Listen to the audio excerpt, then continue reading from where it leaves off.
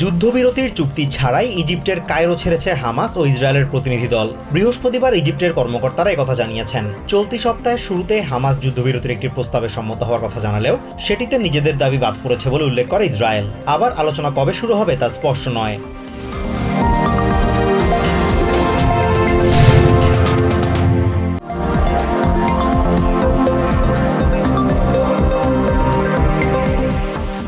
ইসরায়েলের প্রধানমন্ত্রী Benjamin Netanyahu বলেছেন, তারা কারো সমর্থন ছাড়াই নিজের লক্ষ্য অর্জনে এগিয়ে যেতে প্রস্তুত। বৃহস্পতিবার এক ভিডিও বিবৃতিতে তিনি আরও বলেছেন, এই যুদ্ধে বিজয় অর্জনের জন্য প্রয়োজনে একাই দাঁড়াবেন তারা। প্রেসিডেন্ট বাইডেনের ইসরায়েলে অস্ত্র সরবরাহ বন্ধের হুঁশিয়ারির মধ্যে এমন মন্তব্য করলেন নেতানিয়াহু।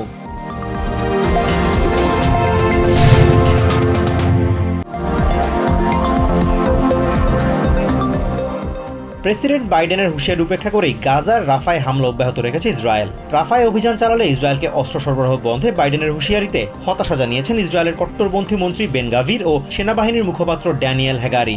ইসরায়েলি সেনাদের অব্যাহত হামলার মুখে রাফা ছেড়ে যাচ্ছেন সেখানকার বাসিন্দারা।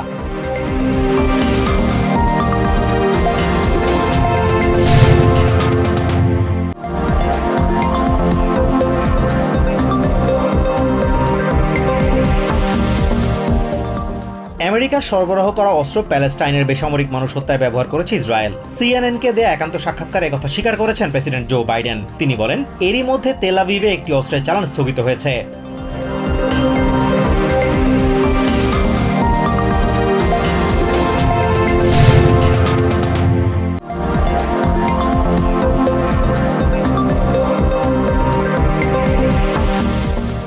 পুলিশের গুলিতে বাংলাদেশি আমেরিকান উইন রোজারিও নিহতের ঘটনায় ন্যায় বিচার দাবি করেছে তার পরিবার ও বিভিন্ন মানবাধিকার সংস্থা। এই দাবিতে বুধবার নিউ ইয়র্ক সিটি হলের সামনে সমাবেশ করে দুটি বেসরকারি সেবা সংস্থা ড্রাম ও জাস্টিস কমিটি।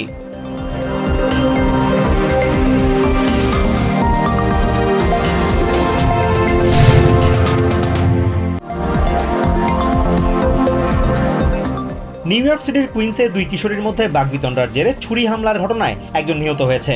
বুধবার রাতে ব্লিস সাবওয়ে স্টেশনের কাছে এই ঘটনা ঘটে। এরই মধ্যে হামলাকারী কিশোরীকে হেফাজতে নিয়েছে পুলিশ।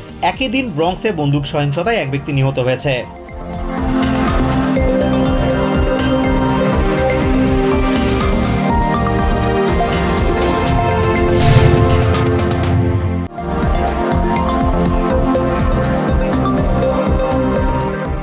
সাউথ ওয়েস্টের বিভিন্ন স্টেটে বুধবার অন্তত 13টি টর্নেডো আঘাত এনেছে।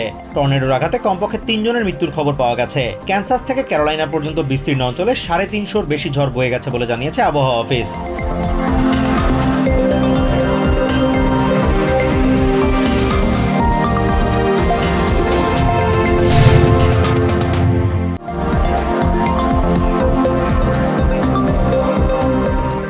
সৌদি আরব পৌঁছেছে বাংলাদেশের প্রথম হজ ফ্লাইট। বৃহস্পতিবার সকাল 7:20 419 যাত্রী নিয়ে ঢাকা ছাড়াই বিমান বাংলাদেশ এয়ারলাইন্সের ফ্লাইটটি। হজ ফ্লাইট উদ্বোধন শেষে হজযাত্রা নির্বিঘ্ন করতে সংশ্লিষ্ট সব সংস্থাকে আন্তরিকভাবে কাজ করার আহ্বান জানিয়েছেন ধর্মমন্ত্রী ফরিদুল হক খান।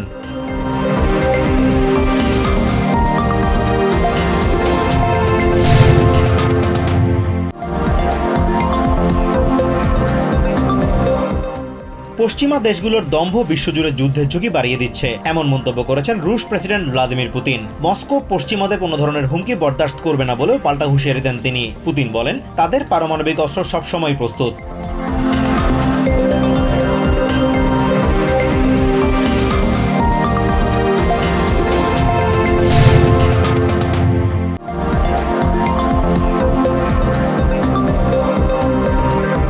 শেষ টি-20তে স্বাগতিক বাংলাদেশকে 21 রানে হারিয়েছে ভারতের নারী ক্রিকেট দল। এই জয়ে 5 ম্যাচের সিরিজে টাইগ্রেসদের হোয়াইট ওয়াশ করল ভারতের মেয়েরা। বৃহস্পতিবার টস জিতে আগে ব্যাটিং করে 20 ওভারে 5 উইকেট 156 রান সংগ্রহ করে সফরকারীরা। জবাবে 6 উইকেট হারিয়ে 135 রান তোলে বাংলাদেশ।